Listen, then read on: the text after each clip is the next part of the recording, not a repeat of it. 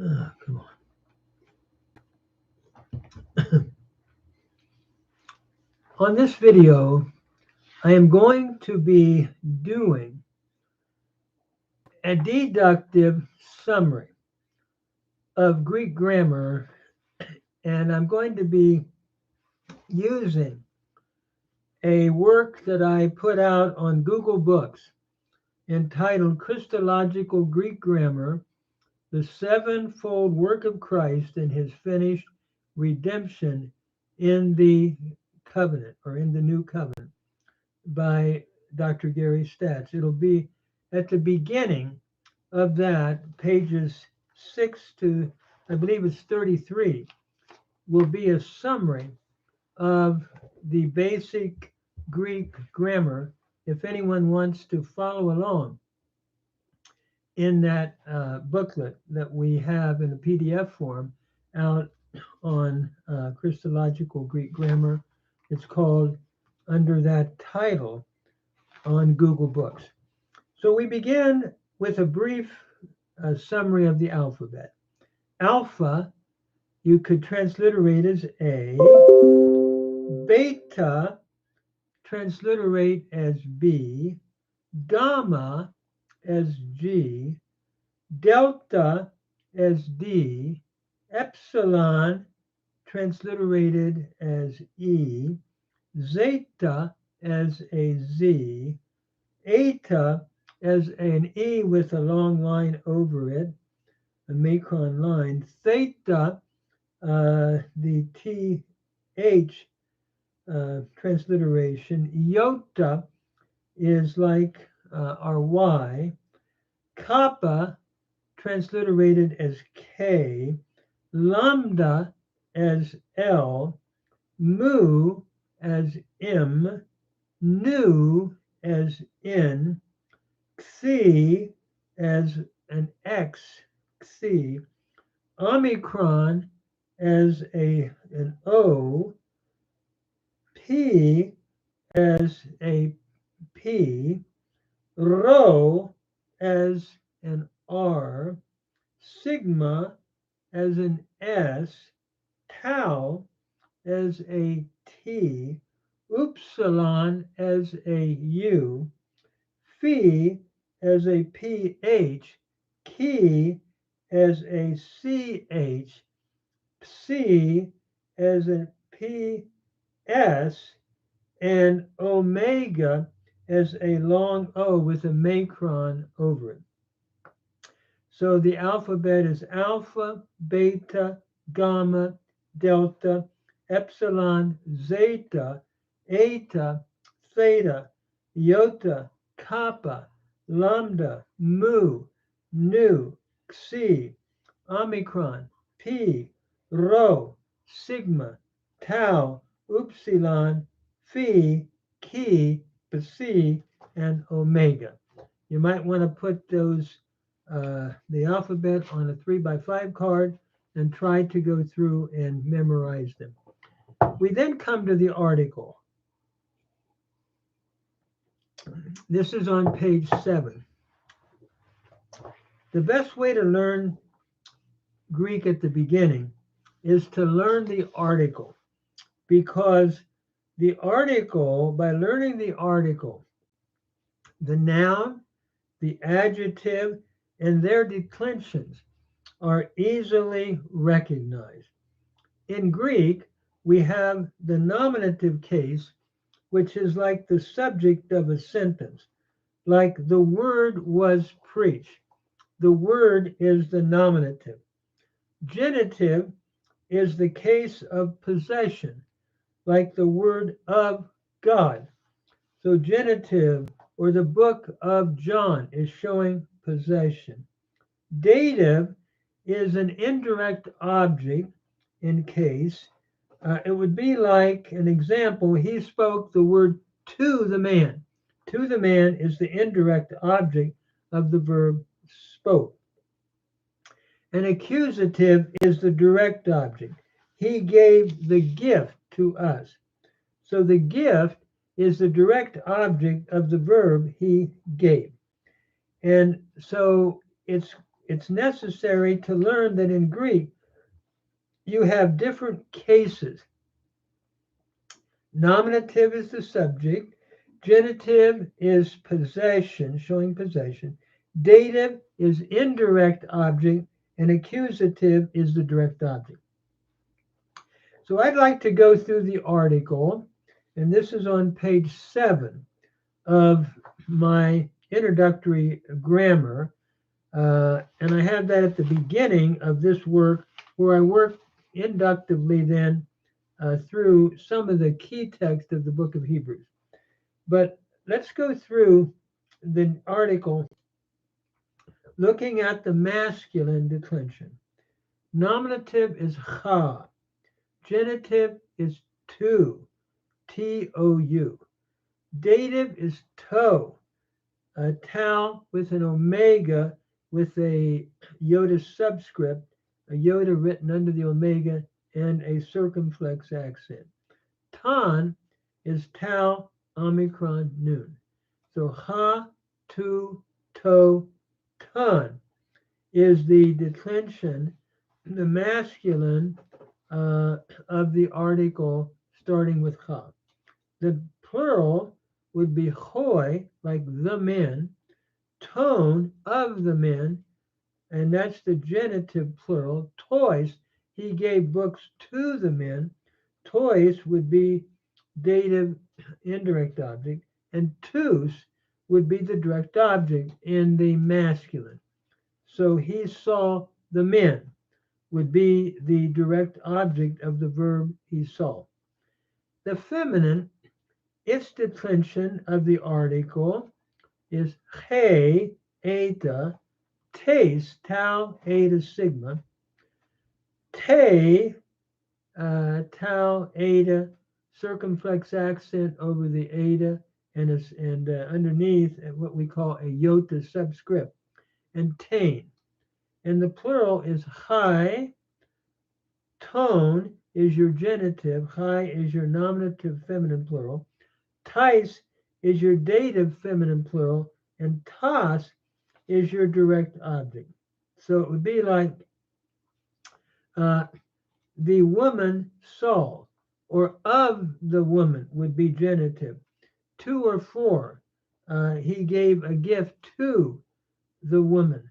And tain would be the direct object. He saw the lady, the direct object. High, the ladies would be nominative plural feminine. Tone of the women, and toys to or for the women, and tas would be he saw the ladies, or he saw the women. So feminine, he, tes, te, tain, high, tone, tais, and tas. And then your neuter is neither male nor female. Neuter would be like in Greek, aran, temple is the neuter. I remember when I first learned Greek, the professor said, temple, learn about a hit and run. I could never figure out the connection between a hit and run and aran, the temple, but that's beside the point. That's the way we learn what the noun meant.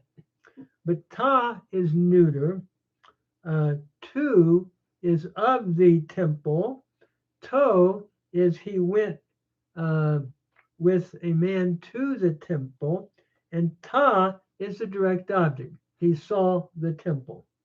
And then ta would be temples, nominative plural. Tone would be of the temples, the sacrifices of the temples. Tois would be he took men to the temples, indirect object, and ta would be he saw the temples. The accusative would be the direct object. So by learning the article, the noun and the adjective and their declensions, whether we're looking at a nominative, a genitive, a dative, or accusative, if you master the article, you'll be able to determine whether you're looking at a masculine, feminine, or neuter. Your masculine in Greek has the O vowel, the omicron or the omega. Your feminine, the he vowel, he, tes, te, the eta, and your neuter, the omicron, and then u, o, and so forth. So when you think about the article, you could put this on a 3x5 card and learn ha, tu, to, ton, hoi, ton, tois, tus. That would be your masculine. Your feminine, he, tes, te, tain, hi, ton, tais, and tas. And then your neuter, ta, tu, to, ta with a tau and an alpha, ta, tone, toys, and ta. And so if you put those on a 3x5 card with the nominative, genitive, dative, and accusative, singular and plural, it's a good way to master that first, just like you learn the alphabet, and then you would be able to move on to actually reading vocabulary and learning the endings and so forth in the declension. Greek has what is called not only case, nominative, genitive, or cases, nominative, genitive, dative, and accusative. It also has what is called number. Number meaning is it singular or plural? And gender, is it masculine, feminine, or neuter? And just a word about these different, what we call declensions. First of all, the masculine. In Greek, they call this the second declension, and feminine, the first declension. And so as we work through, let's say the second declension, the nominative ha lagos would be the word. Genitive tu lagu. Notice the u ending there of the word. To lago, to or for the word. And ton lagon, the word. The word being the direct object with ton lagon. Hoi lagoi would be the words, masculine, nominative, plural. Ton lagon would be of the words. That would be possession. The book of the words, for example. Tois lagos would be to or for the words. And then lagus would be the accusative, plural, tus lagus. He spoke tus lagus, the words. And so the first thing to master the second declension is to learn the article and then take a representative noun like logos and add the endings as, u, o, on, oi, on, ois, and us. And that will help nail down the second declension nouns, and other second declension nouns will have those same endings or those same suffixes. Then we have the feminine, which is called the first declension. And I use the noun arche because in the beginning was the word. By the way, when you read that text in Greek, en arche ein halagas, kai halagas ein prostanthaan, kai taas ein halagas. And notice, in the beginning, en arche ein halagas. In the beginning was the word. Halagas is nominative, masculine, singular. kai halagos, and the word ein pros ton theon was face to face with God. Ton theon is your accusative. Kai halagos ein pros ton theon, and the word was toward God or face to face. Theon is the accusative, masculine for God. Kai theos ein halagos, and the word was God, both being a nominative, masculine, singular. So once you master this first masculine declension, the other nouns that you learn will fit into that. Then we go to the feminine. He, tes, te, tain. Hi, ton, tais, tas. And I'm using arche because it's feminine, meaning in the beginning, referring back to John 1. So he arche would be the beginning. Tes arches, notice the suffixes parallel the article. Tes arches would be of the beginning. Te arche would be to or for the beginning. And tain archein would be the beginning. In other words, the beginning, in the beginning was the word, and we could say the beginning of the alphabet is alpha, something like that. And then the plural, chai archais, would be the beginnings. Ton archon would be of the beginnings, the genitive feminine plural. And tais archais would be to or for the beginnings, and tas archas would be the beginnings. We also talked about the neuter. We looked at the neuter, ta, tu, to, ta.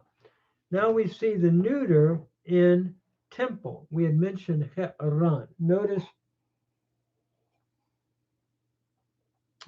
the nominative would be ta he'aran, the temple. The temple was on the mountain. It would be the subject of the phrase. Tu he'aru, of the temple. The priest of the temple. Tu he'aru. To he'aro would be to or for the temple. Again, he placed the priest or made the priest for the temple, something like that. And tahiran would be the direct object. He saw the temple, of the verb saw. Tahira would mean the temples. The temples are located on the mountains. And then ton he'aron would be of the temples. And tois he'arois would be to or for the temples. And ta he'ara would be the temples. Notice in this neuter form, ta, tau, omicron, can be nominative or accusative. Ta, omicron, he'aran. The context will determine whether it is nominative or accusative. And the same way with the plural, ta, he'ra, the temples can be nominative or accusative. The temples were on mountains, or he saw the temples. Both would have ta, he'ra, ta, he'ra. A context would determine whether we're looking at a nominative neuter, singular, or accusative, or a nominative and accusative plural, because both have the same ending, ta, ta, ta, ta. One with omicron, one with alpha. So what I would encourage, I think I'm going to stop here, is learning the different cases, nominative, genitive, dative, and accusative, And notice the nominative and accusative form have the same ending. We pointed that out in the in actually that which is neuter. And both nouns and adjectives will be declined by these endings. So if you learn these endings, you'll be able to begin reading the text and understand what you're looking at, either a nominative, a genitive, a dative, or accusative. And let me say this, I'm going to stop there, and next time I'll pick up what we call the third declension noun.